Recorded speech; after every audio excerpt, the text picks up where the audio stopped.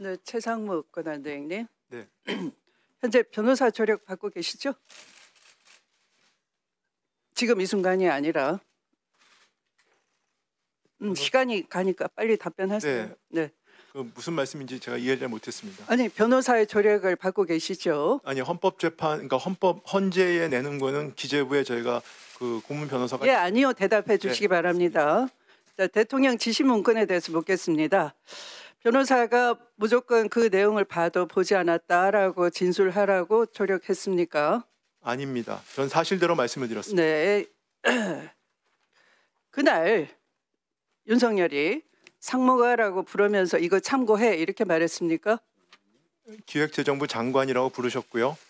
이름을 불렀다고 아니요, 하셨습니다. 제 기재부 장관이라고 불렀고요. 네. 제가 사실대로 말씀을 드리는 겁니다. 네, 대정부 네. 질문에서 12월 13일자 대통령이 제 이름을 부르시더니 참고하라고 하니까 옆에 누군가가 자료를 건네줬다 이렇게 말했습니다. 네, 그리고 그렇습니다. 그 말이 틀렸습니까? 아니요, 기재부 네. 장관 부르셨고요. 그래서 그 자리에서 그 옆에서 누군가가 저한테 그 참고 자료라고 전달했습니다. 그런데 그 당시에 대통령의 지시라 생각하고 그 자료를 받았고 내용은 보지 않았다 이렇게 말했죠. 지시라고 생각은 안 했습니다. 참고 자료라고 생각을 했습니다. 그러면 우선 그것 봐야 되는 거 아닙니까? 대통령이 건넨 건데. 그 기재부 당시 장관하고 따로 별도로 불러서 불러서 한 것이 아니고요. 네. 들어가시면서 제 얼굴을 보시더니 그리고 저한테 참고하라고 하는 식으로 해서 옆에 누군가 저한테 자료를 줬는데 접힌 상태의 쪽지 형태였습니다. 근데 그 당시는 그 계엄이라고 전혀 상상할 수 없는 그런 초현실적인 상황이었고 저는 그 당시에 외환시장이 열려 있기 때문에 자, 외환시장을 아니, 길게 모니터링하느라고 아니 예 아니오식으로 답변해 주시기 바랍니다. 공항이 없었다는 네. 말씀을 드립니다. 네. 윤석열은 준 적도 없고 뉴스 보고 메모의 존재를 알았다 이렇게 주장하고 있는데요. 그런데 조태열 외교부 장관의 경우에는 그 지시 문건 받았다라고 명확하게 얘기하고 있는데 하필이면 권한대행 것만 뉴스 보고 알았다 하는 건 이상한 거 아닙니까? 굳이 그 내용을 부인하고 싶기 때문에 그렇게 주장하는 거 아닙니까? 그 내용은 그 제가 국회 답변 과정에서 여러 말씀을 드렸는데 저희 1급 회가 끝날 때쯤 1시 한 50분경이라고 저는 확인이 됐습니다만 네, 알았습니다. 그 다음에 또 당시에 묻겠습니다. 확인이 제가 됐었습니다. 네, 긴 발언을 참고해 주시고 다음에 질문 내용이 나옵니다. 네. 이 지시 문건에 담긴 내용대로 비상입법기구가 국회를 강제 해산시키고 국회를 대체하는 기구라면 위헌적 기구가 아니겠습니까? 전 그 내용에 대해서 알지 못합니다. 지금은 어떻게 생각합니까? 그 내용에 대해서 제가 전혀 무슨 말인지를 이해를 못하는 내용들이 아니 그 적시되어 후에 있습니다. 보셨으니까 언론 보고 네, 언론은 봤습니다. 네. 제가 그 그러면 내용에 대해서 지금 생각을 묻는 정확히 겁니다. 제가 내용을 이해를 못하기 때문에 말씀을 드릴 수가 없습니다. 지금 생각이 없으시군요. 네. 12.3 비상계엄이 위법이라는데 동의하십니까? 저는 그 잘못된 결정이라고 생각했고 그 자리에서도 반대를 했습니다. 강하게. 네. 만약 윤석열이 주장하는 대로 또는 김용현이 주장하는 대로 재경부 내에 둘 수 있는 관료 조직을 얘기하는 거다라고 한다면은 그것도 또한 긴급 재정 경제 명령은 국회 집회가 불가능한 경우에 한하여 열 수 있게 돼 있는데 당신은 국회가 열려 있었고 또 국회 당연히 보고 승인을 받아야 되는 것이라는 것쯤은 알고 계시죠? 권한대행께서는 서울법대를 나오셨으니까 헌법 정도는 익히 숙지하고 계시겠죠? 그런 절차는 알고 생각하고 있습니까? 네, 제가 여러 번 말씀드렸지만 전 계엄에 예, 아니오만 네, 얘기해 주시기 반대를 바랍니다. 했었습니다. 그래서 12.3 비상계엄은 어느 모로 봐도 어떤 변명을 하더라도 위법이라는 겁니다. 이해하시겠습니까? 자, 대통령이 헌법을 위반하면 탄핵 사유가 된다고 보십니까? 뭐 탄핵 관련된 부분들은 국회에서 그 헌법과 법률에 따라서 결정했다고 저는 믿고 있습니다. 네. 제3자의 판단에 맡길 게 아니라 지금 권한대행이니까 묻습니다. 권한대행의 지휘에서도 헌법을 수호할 의무가 대통령과 동등하게 부과되겠죠? 네, 그렇습니다. 네. 자, 권한대행이 헌법을 위반할 경우 탄핵 대상이 될 수 있다고 생각하십니까? 네, 그 뭐 헌법과 법률을 위반할 경우에는 그렇게 될 수 있다고 네. 봅니다. 그러면 헌법재판소법상 헌재의 권한쟁의 심판 결정은 모든 국가기관과 지방자치단체를 기속한다라고 규정이 돼 있고 헌재가 공권력 불행사에 대한 헌법 소원을 인용하는 결정을 하면 피청구인은 결정 취지에 따라 새로운 처분을 해야 한다는 것 이해하고 계시죠?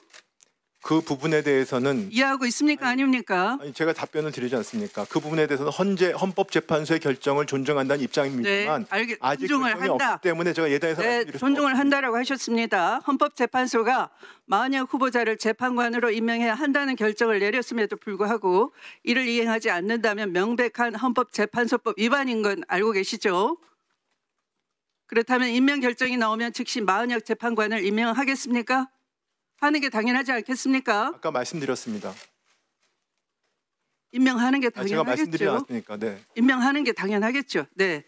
자, 그런데 왜 여야가 합의해서 헌법재판관 3인의 임명에 대한 합의한 공문이 있습니다. PPT 한번 봐주시죠.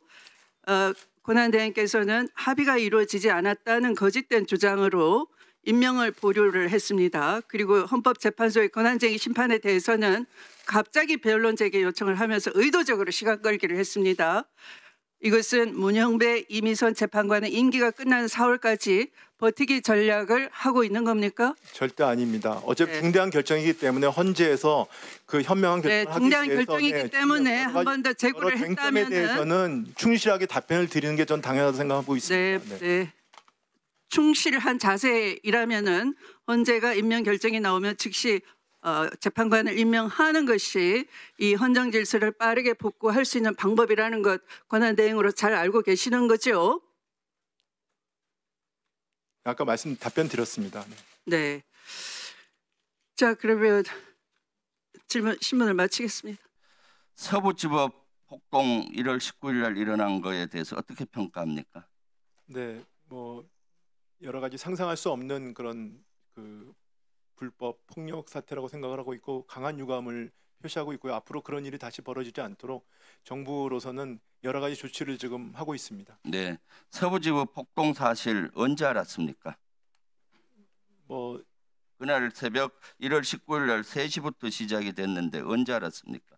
네, 제가 정확히 보고를 받은 거는 9시 50분 정도에 경찰청에서 보고를 받았습니다.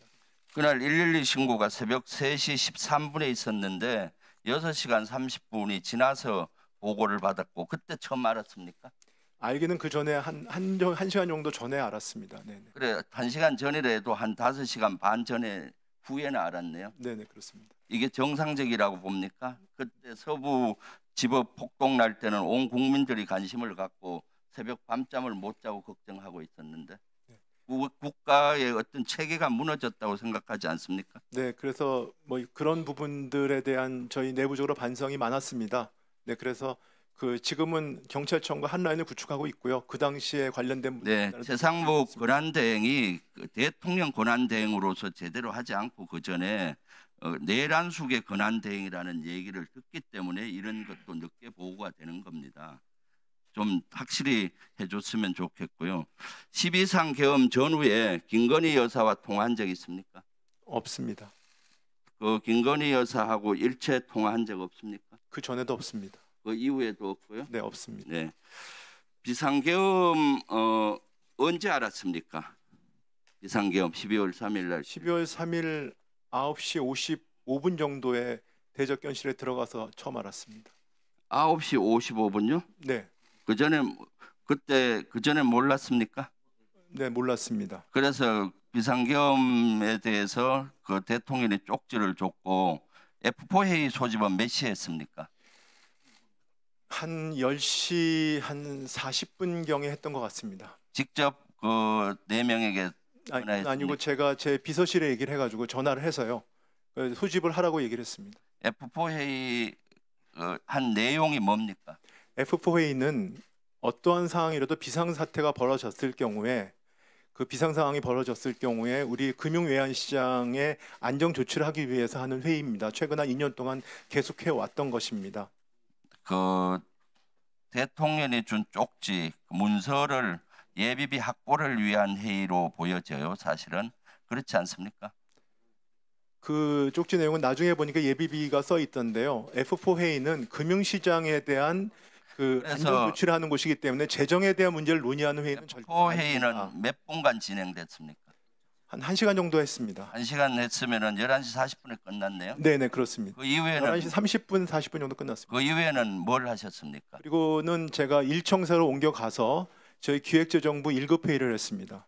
1급 회의 할 때 내용은 뭐였습니까? 1급 회의의 내용은 일단 도착을 해서 제가 그 계엄 때 있었던 용산에서 있었던 상황과 그다음에 F4A 내용을 하고 얘기를 하고 제가 계엄에 반대를 했기 때문에 사의를 표명하겠다. 그렇지만 한원 총재가 만류를 했다. 이런 사항을 설명을 하고 앞으로 계엄과 관련된 어떤 사항도 우리는 응하지 않겠다라고 얘기를 했습니다.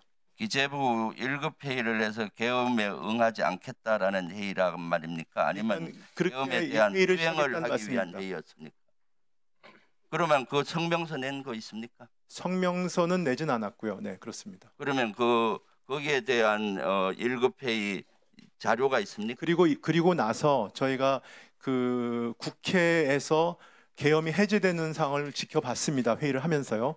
그래서 그럼 일단은 회의를 몇 시간 한 거예요? 회의를 그것도 한 4, 50분 했던 것 같습니다. 그럼 회의가 몇 시에 진행됐는데 제가 1시 정도에 했던 걸로 기억을 하고 있습니다. 국회에서 그 해제 결의안이 네, 결의안 통과된 게 1시 정도라고 저는 기억을 하고 있는데요.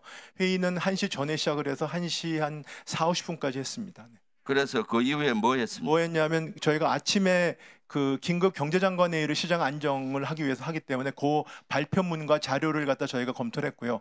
그다음에 F4A를 아침 7시에 하기로 돼 있었습니다. 근데 7시에 하기로 될 때 저희가 생각했던 것이 이제 증권시장을 아침에 오전을 여냐 오후를 여냐 아니면 닫느냐 이런 논의를 했었습니다. 그래서 실질적으로 해제된 시간은 몇 시였죠? 비상계엄이?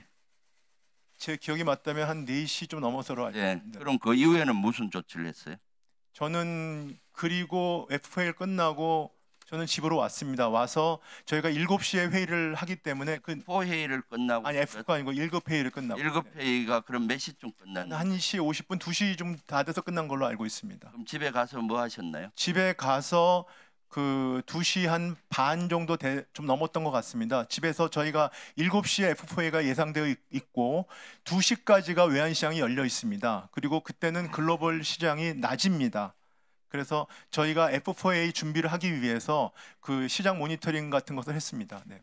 실제 이때는 국가 비상 시국이고 비상계엄이 해제가 아직 안 된 상태잖아요. 결의안은 통과됐지만은 그러면 경제부총리로서 당연히 거기를 지키면서 하고 이때는 세계는 이미 주식시장도 돌아가고 있잖아요.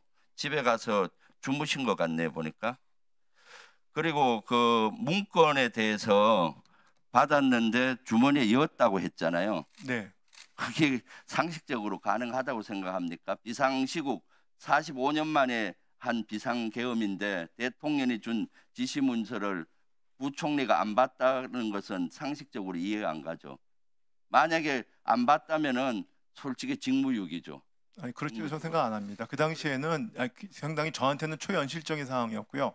그 다음에 초현실적인 상황이기 때문에 네, 그 그렇습니다. 대통령이 그리고 그 무슨 당시에는 지시를 했는지 봤을 거 그럼 그걸 누구한테 줬습니까? 아니 전 내용을 보지 못했고 쪽지 형태로 받았기 때문에 그걸 누구한테 줬습니까? 저희 간부한테 가지고 있으라고 줬다고 합니다. 어느 간부한테? 저희 기획재정부 차관보입니다. 그럼 그걸 언제 다시 받았어요? 그게 저는 그리고 나서 한동안 그걸 인지하지 못하고 있다가요. 1시 50분쯤 1급 회의 끝날 때쯤에 저희 차관보가 저한테 계엄과 관련된 문건으로 인지를 했습니다. 경제부총리 원한택님. 네. 네, 대통령이 기재부 지시사항 A4 문서 알고 계시죠? 3개의 문장으로 되어 있는데요. PPT 1번을 보면 보고할 것, 차단할 것, 그다음에 예산을 편성할 것 이렇게 되어 있습니다. 이 문헌 그대로 봤을 때는 어떤 임무를 지시하는 것으로 보이죠. 문헌 그대로 봤을 때. 네, 문헌은 그렇게 보입니다. 그 지시를 한 주체가 대통령이죠. 일단은 저는 뭐 그 당시엔 참고하라고 받았기 때문에 네, 그렇습니다. 그 지시를 한 주체가 대통령이라고 보이는 거죠. 이거는 뭐 지금 수사 중인 상황이기 때문에 제가 사법 절차가 진행되는 상황이라서 뭐 할 것이라고 지시하는 사람이 또는 참고 자료로 준 사람이 대통령입니까? 아니면은 국방부 장관입니까? 참고 자료를 직접 준 사람은 그 실무자가 줬고요. 대통령이 저한테 참고하라고 하시면서 하니까 옆에 있는 저 실무자한테 줬습니다. 뭐 그게 그러면 사실 이거는 관계입니다. 국방부 장관이 준 것이라고 볼 수 없죠.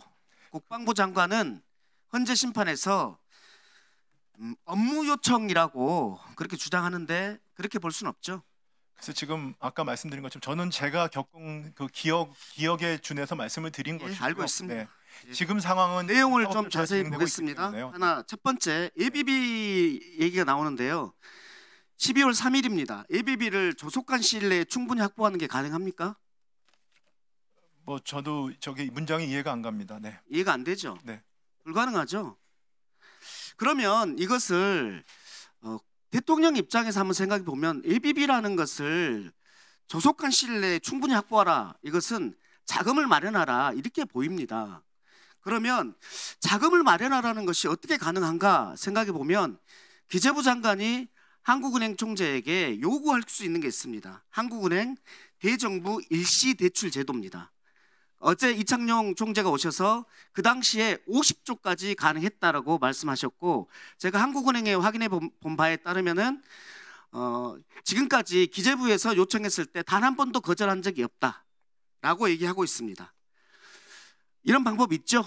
저거는 완전히 다른 제도입니다. 그러니까요. 네, 이런 완전히 방법이 있죠. 다른 제도기 때문에 저거랑 연결시키는 거는 뭐 저는 도저히 뭐 무슨 말씀인지 이해가 안 갑니다. 만약에 계엄이 유지되었고 이 제도를 이용해서 대통령이 계엄 자금을 마련하라고 했다면 거부했겠습니까?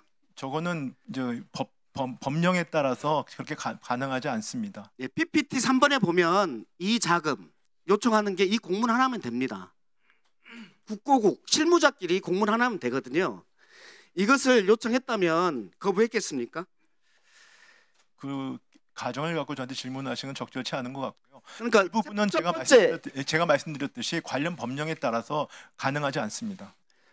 불가능하죠? 네, 그렇습니다. 네, 불가능한데 지금 요청을 했다면 어떻게 했겠는지에 대해서 물어보는 겁니다. 제가 말씀드리자면 저희 기재부는 그 당시에 계엄에 대해서 제가 반대 입장을 분명히 했고요. 거기서 어떤 것도 응하지 그 않기로 반대 저희 입장을 네. 밖으로 기자회견을 했습니까? 아니면 성명서를 발표했습니까? 안 했죠? 저희 회의 내에서 그렇게 그래서 저희가 이렇게 하는 겁니다. 그것을 방한퉁수라고 합니다. 방한의 여포. 광복절 날에만 그 당일에야 만세 부른 격이다. 이렇게 얘기하는 겁니다. 두 번째 보겠습니다. 국회 관련 보조금 각종 임금을 완전 차단하라고 돼 있죠. 차단할 것이라고 돼 있습니다. 이게 가능합니까? 가능하지 않습니다. 합법입니까? 저분이 현실적으로 가능하지 않습니다. 불법이죠? 네, 가능하지 않습니다. 국가 비상기구 설치를 얘기를 했습니다. 이게 가능합니까? 저 부분은 정말 무슨 내용인지 모르겠습니다. 예. 그러면 가능하지도 않고 합법적이지도 않은 이 방법을 줬는데, 문서로 써서 줬는데, 이 지시 문서가 원하는 목표가 무엇일까요? 저는 이렇게 봅니다. 첫째, 계엄의 통치 자금을 마련하라. 두 번째, 윤석열 본인 입맛에 맞는 법안을 찍어내는 새로운 입법기구를 만들라. 이렇게 보입니다. 왜 이렇게 보냐면 5.16 때 국가재건 최고회의가 있었고 5.18 때 뭐가 있었습니까? 국보위가 있었습니다. 이렇게 통치기구를 만들려고 한 겁니다. 거기에 자금이 필요했고 거기에 대해서 예산을 세우라고 한 거고 국회는 해산하려고 한 겁니다. 국민의 입장에서는 이렇게 보이는데 권한대행께서는 어떻게 보입니까? 이 문서가. 제가 정확히 알지 못하는 내용에 대해서 답변을 드리기 좀 어렵다고 생각합니다. 예, 이 지상 받을 때 상황을 묻겠습니다. 참고하라고 하면서 차상목 총리의 이름을 부르면서 상모가라고 부르면서 했습니까? 아니면 직책인 기재부 장관이라고 부르면서 했습니까? 기재부 장관이라고 부르신 걸로 기억합니다.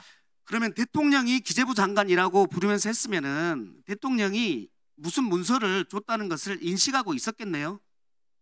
그래서 뭐 제가 그게 상식이잖아요. 제가 말씀드리는 사항은 아닌 것 같습니다. 그러면 대통령은 현재에서 이런 문서를 준 적도 없고 나중에 언론을 보고 알았다. 이것은 거짓말이죠. 제가 답변 드릴 사항은 아닌 것 같습니다. 예. 계엄 포고령 언제 보셨습니까? 저는 포고령을 소포고령. 네, 아마 지금 처음 본 것 같습니다. 그러면 포고령 외에 다른 문서 그때 대통령 만났을 때 A4 그거 말고 다른 문서 본 적 있습니까? 전혀 없습니다. 그러면 PPT 4번 보겠습니다. 계엄 선포문이라고 이걸 본 적 있습니까? 없습니다. 이걸 받은 적 없죠? 네, 없습니다. 그러면 이 내용에 대해서 심의가 있었던 것도 아니죠? 안건으로 올라온 것도 아니죠? 네, 아닙니다. 예, 이 계엄과 관련해서 절차적 위원이 있습니까? 아까 총리께서 말씀하셨듯이 저는 국무회의라고 생각하지 않습니다. 실체적 요건, 전시, 사변 이에 준하는 국가 비상사태가 12월 3일 날 있었다고 볼 수 있습니까? 제가 여기 비상계엄은 잘못된 결정이라고 맞습니다. 말씀드렸고요. 네, 그러면 그 반대로 당시가 말씀드렸습니다. 국회의 권한 남용과 선거 부적 의혹 때문에 군사상 조치가 필요한 상황이었습니까? 제가 같은 답변밖에 드릴 수가 없습니다. 예, 대통령이 그렇게 주장하기 때문에 그러는데 권한대행께서는 그렇게 동의하지 않으시는 거죠? 앞서 답변하시면서 서부지법 폭동은 상상할 수 없는 사태이고 용납해서는 안 된다라고 말씀하셨는데 지금도 그렇게 생각하시죠? 네, 서부지법 폭동은 헌법 파괴 행위이고 위법하다 이렇게 생각하십니까? 제가 사법적인 판단을 하기는 그렇습니다만 하여튼 저는 상식적으로 그렇게 판단하고 있습니다. 네. 그러면 윤석열의 12.3 비상계엄은 헌법 파괴 행위고 위법하다라고 판단하십니까? 그 부분도 제가 여러 차례 국회에서 말씀을 드렸습니다. 제 상식적인 판단으로는 그 잘못된 결정이었다고 생각하고 반대했습니다. 위법하다고 판단하십니까? 좀 전에 서부지법 폭동에 대해서는 위법하다라고 상식적으로 생각한다라고 명확한 입장을 말씀하셨잖아요. 그 서부지법 판면에 대해서는 그 당시 제가 판단한 건 권한대행의 입장이고요. 지금도 지금, 이 순간 지금 대한민국 말씀하신 대통령 그 권한대행으로서 12.3 비상계엄에 대해서 위헌 위법인지 아닌지 판단을 좀 말씀해 주십시오. 명확하게. 제가 개인적으로 아까 말씀드렸듯이 제가 가진 그 여러 가지 상식상 이건 잘못된 결정이라고 생각하고 그 강하게 그 자리에서 여기 반대를 했고요. 지금도 같은 생각입니다. 네, 위헌 위법이라는 말을 끝까지 안 하시네요. 참. 이 순간 윤석열이 다시 헌법재판소에서 탄핵이 만약에 인용이 안 돼서 돌아와서 다시 계엄을 하겠다라고 하면 그땐 또 어떻게 반응하실지 결국 따르지 않을지 걱정이 됩니다. 또 묻겠습니다. 헌법재판소의 단심죄 최종 결정에 대해서는 불복하는 절차가 없다라는 거 알고 계시죠? 네, 알고 있습니다. 네, 앞서 마은혁 재판관 임명에 대해서 헌법재판소의 최종적 결정을 존중하겠다라고 하셨는데요. 여기서 이 존중하겠다의 뜻은 헌법재판소가 임명하는 것이 옳다고 결정하면 지체 없이 임명을 하겠다라는 뜻입니까? 아니면 지체 없이 임명하지는 않되 시간을 두고 심사숙고해서 대응 방안을 결정하겠다라는 뜻입니까? 제가 결정이 없기 때문에 제가 미리 예단해서 말씀드리기는 어렵습니다. 존중하겠다라는 말의 뜻이 무슨 뜻이냐고 여쭌 겁니다. 본인이 하신 말에 대해서. 그 문화는 그대로입니다. 헌법과 헌정질서에 맞서시겠다는 이야기입니까? 임명하겠다, 숙고하겠다 명확히 존중하겠다는 말씀을 그렇게 이해를 하십니까? 존중하겠다라는 말에 대해서 임명하겠다라는 답변을 안 하고 계시지 않습니까? 아직 결정이 없기 때문에 그걸 예단을 해서 제가 말씀드릴 수 없는 아니 결정이 나오면 당연히 임명을 해야 하니까 여쭤보는 겁니다. 단심제에 대해서 불복 절차가 없다 헌법재판소의 결정에 대해서라고 알고 있다고 하지 않으셨습니까? 헌법 수호의 의지가 없을 뿐더러 불법임을 뻔히 알면서도 거리낌이 없는 대통령은 윤석열 한 명이면 족하다고 생각하고요. 내란 선동 혐의로 입건된 정강훈 목사가 헌법 위에 국민 저항권을 운운하면서 서부지법 폭동을 옹호했습니다. 대통령 권한대행이 정강훈처럼 헌법보다 본인의 자의적 판단이 우위에 있다라고 권한대행 저항권을 행사할 수 있는 것처럼 지금 답변을 하고 계신 겁니다. 시간 잠깐 멈춰주시고 이진우 사령관 나와주십시오. 이쪽으로 나와주십시오. 이진우 사령관 나와달라고 했습니다. 네? 이진우 사령관 나와달라고 했습니다. 이진우 사령관 증인 지금까지 12월 3일 비상계엄 이전에 계엄이 있을 거다라는 사실을 인지하지 못했다라고 입장을 밝혀왔습니다. 지금도 같은 입장입니까? 예, 그렇고 또 아니요, 짧게 답변을 좀 묻는 것에 답변을 해주십시오. 증인 공소장을 보면 증인은 11월 9일 윤석열, 김용현, 여인영과 함께 국방부 장관 공간 식사 모임 자리에 참석을 했고 여기서 윤석열이 비상계엄에 대해 얘기했고 김용현이 증인에게 수방사는 어떻게 할 것이냐라고 묻자 출동 태세를 갖추겠다라고 답변했다고 기술을 하고 있습니다. 그리고 공소장에는 이것이 비상계엄 사전 모의다라고 검찰이 명확하게 기재를 하고 있어요. 그리고 또 공개된 증인의 검찰 수사 기록 중에 별첨 2 피고인 이진우의 휴대폰 메모라는 제목의 증빙 자료가 있습니다. 검찰이 이 제목의 괄호 안에 2024년 12월 2일자 비상계엄 대비 계획 관련이라고 기재를 했습니다. 두 가지 검찰의 이 수사 자료는 증인이 11월 9일 그리고 12월 2일에 비상계엄을 사전에 인지하고 있었다라고 기술하고 있는 건데요. 공소장에. 검찰이 그러면 증인의 진술에 반해서 공소장에 이렇게 쓴 것입니까? 헌법재판소에서 제가 이미 그 부분에 대해서는 얘기 드렸고요. 나머지는 제가 이 자리에서 말씀드리지 않겠습니다. 증인의 진술에 반해 기술한 것입니까? 답변 드리지 않겠습니다. 증인이 4일 헌재 윤석열 탄핵 심판정의 증인으로 나와서 비상계엄에 대해서 지금도 적법하다고 생각한다라고 말했습니다. 그것은 저는 네. 지금도라는 표현에 상당한 충격을 받았습니다. 뭐 비상계엄 이전에는 어쨌는지 몰라도 그 이후에 지금까지 비상계엄은 전시 또는 사변, 그에 준하는 비상사태가 아니면 할 수 없고 비상계엄은 국무회의 심의를 거쳐야 하고 선포 즉시 국회에 알려야 한다. 이런 이야기는 최소한 여러 차례 국회에 나오고 수사를 준비하고 법을 들여다보면서 알았을 거 아닙니까? 근데 지금까지도 그걸 모를 수가 있습니까? 답변 드려도 되겠습니까? 지금도 그렇게 생각하세요? 거기에 대해서 잠시 얘기할 수 있겠습니까? 지금도 적법하게 생각한다라고 생각하시냐고요? 지금도의 의미는 만약에 지금이라도 그 순간에서는 그렇게 적법하다고 생각할 거라는 얘기지. 왜 그렇게 적법하게 생각하셨습니까? 그게 제가 군인이기 때문에 그렇습니다. 군인이기 때문에가 어떤 의미입니까? 군인들은 그런 판단을 할 수 없다고 말씀하시는 거예요, 지금? 설명을 드릴까요? 아니면은 그냥 네라고 대답을 못 하고 설명을 해야만 되는데. 법률 전문가인 검찰총장 출신의 대통령이 그렇게 판단했기 때문에 나는 적법하다고 판단했다라는 것 아닙니까? 맞습니까? 그 부분도 있습니다. 수도방위 사령부의 사령관식이나 돼가지고 법률 판단을 뭐 어련히 알아서 군통수권자가 법률 전문가 출신이니까 했겠거니라고 생각을 하지 않고 이야기하니까 결정을 하니까 내란 수계도 증인도 내란죄로 구속되는 상황까지 이르게 된 겁니다. 그걸 뭘 잘났다고 그렇게 떳떳하게 이야기하십니까? 조용히 하세요. 자, 강의원 자제해 주세요. 질의하고 있으니까. 네. 국민의힘 간사가 다른 의원 질의에 끼지 말자고 오전에 이야기했습니다. 제발 본인을 좀 돌아보세요, 강선영 의원. 야! 이전에 안 됐다 이거. 사령관 시기나돼서 그랬지 그러면? 일반 사병이 그랬어? 이거는 진짜 규칙이 있어야 돼요. 강의원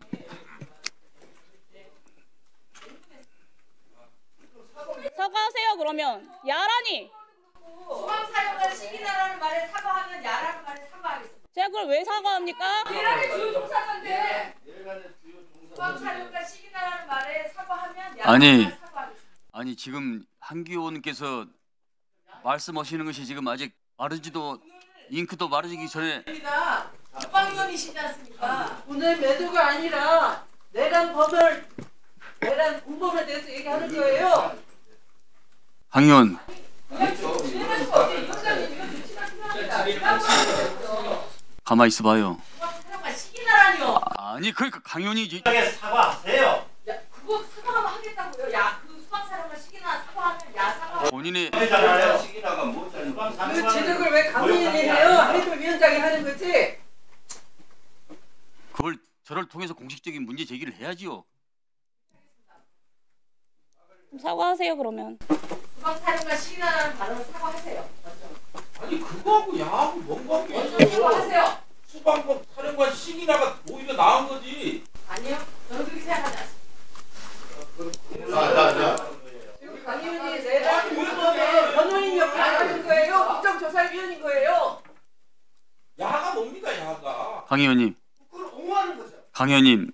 지금 그 국군이 잠깐 계세요. 강 의원은 여군 중에서도 장군 출신이십니다. 그것도 투스타 출신이십니다.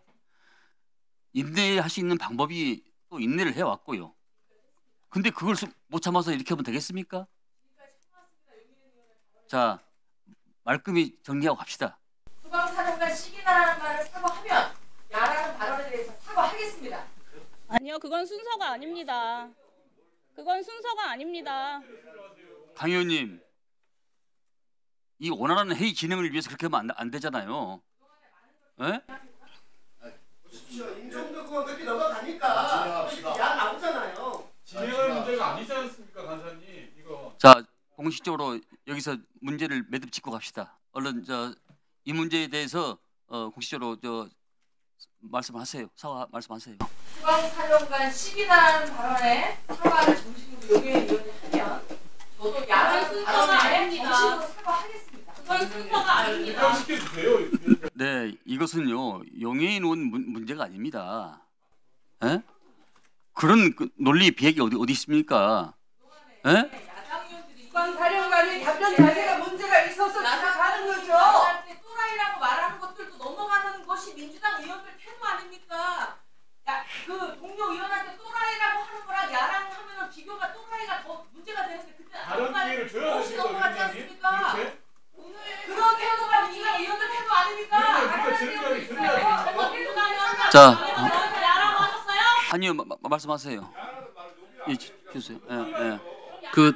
저희들이 오전에도 야가 뭐예요, 야가? 에이, 곽 의원 왜 그래요? 왜 그래? 저한테 강선영 의원 아니라고? 여당 의원님께서 우리 지금 어제 그 용해인 의원님 그리고 부승찬 의원님, 박선원 의원님에 대해서 하신 말씀도 있었고 아침에 논의가 있었습니다. 근데 이제 원활한 회의 진행을 위해서 저희들이 그냥 진행을 했는데 지금 그 문제가 있고 또 방금 글쎄요 이건 다 떠나서 어떻게 이렇게 공식적인 석상에서 야라고 이렇게 표현한 이런 내용은 용납을 할 수가 없습니다.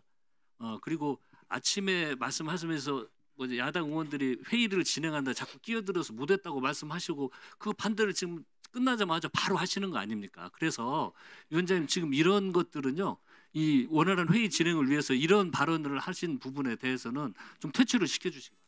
이번 지금 하는 이 국조특위는 일반 국조특위가 아니고 국가 비상계엄 선포에 관련해서 국민적 이목이 집중된 국조특위입니다. 근데 이런 가운데서 상대당 의원이 거칠 언사를 서로 했다고 치더라도 야라는 그런 표현은 굉장히 지나칩니다. 그 부분에 대해서 정식적으로 사과를 하십시오. 사과를 하지 않으면 조치를 취하겠습니다.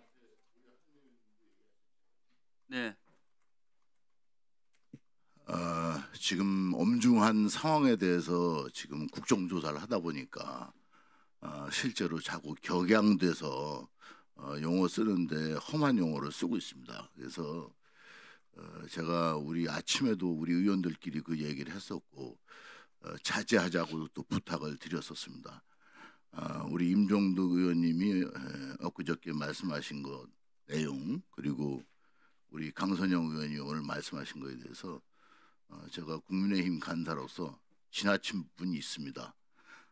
그러나 지금 강선영 의원이 군생활을 30년 이상 하셨는데 수방사령관 시기나 이렇게 얘기하면 감정적으로 저도 그렇고 흥분할 수 있는 요소가 있습니다. 그냥 일반적인 용어는 아니기 때문에 그래서 이런 점에서 제가 우리 국민의힘 의원들을 대표해서 잘못 사용된 용어에 대해서는 제가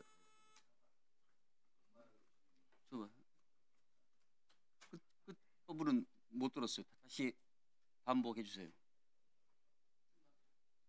끝 부분은 못 들었어요. 다시 해주세요. 네? 그러니까 당을 대표해서 공식적으로 사과하신다는 거예요? 다 말씀 다 드렸잖아요. 아니 못 들은 의원들이 계시니까. 다 얘기 다 들렸죠. 김병주 의원께서도 정신 나갔다는 소리를 국민의힘 의원들한테 하셔가지고 공식적으로 사과를 했었습니다. 언제 사과 안 했습니까? 네? 사과 안 했습니다.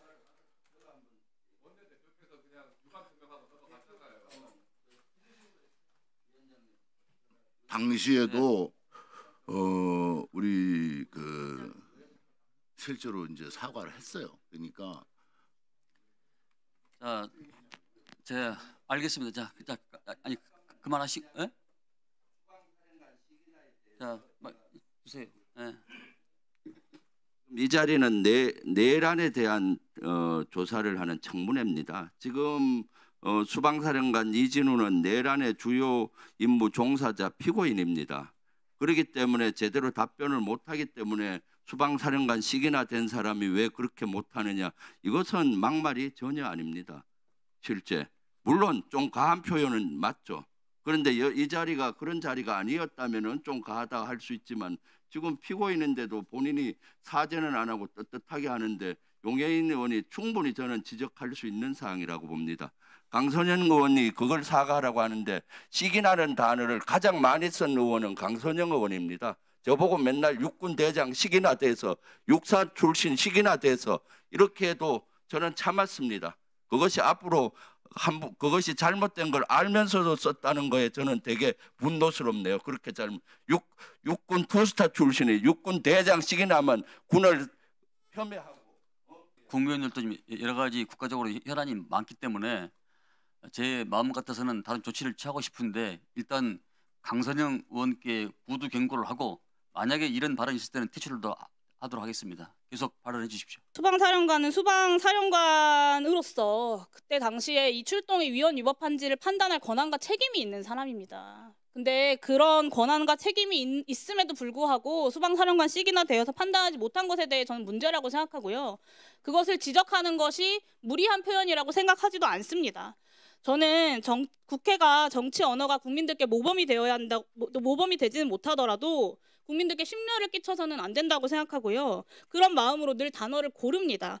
저는 정치의 언어 또한 국격의 일부분이라고 생각하기 때문입니다. 그런 점에서 오늘 야라거나 저번에 정신 나갔냐라거나 떽떽거린다라거나 군대를 안 갔다 와서 저런다라거나 그런 여당 의원님들의 모욕적인 발언에 대해서 그럼에도 불구하고 그것이 누구든 선수와 나이와 성별 상관없이 동료 의원님들께 예의를 지키고자 노력하고 있습니다. 부디 오늘 한기호 간사님께서 사과를 하셨지만 강선영 의원님께서는 네, 그래서 이 품격이란 말이 이 구자가 세 개 있는 겁니다. 입에 무게를 갖고 오십시오. 네, 시작하십시오. 네, 이진우 사령관 다시 나와주세요.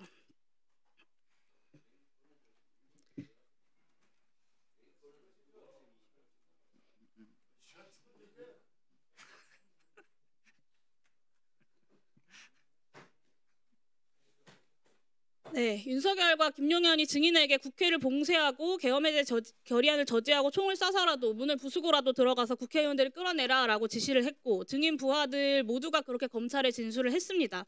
그런 지시도 적법하다고 생각하십니까?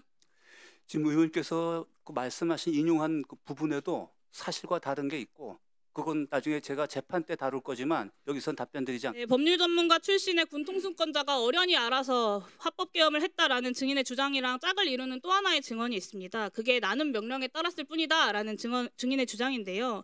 이 무죄 항변의 논리를 이번에 친위 쿠데타 내란범들 전체에게 적용하면 어떻게 되는지 아십니까?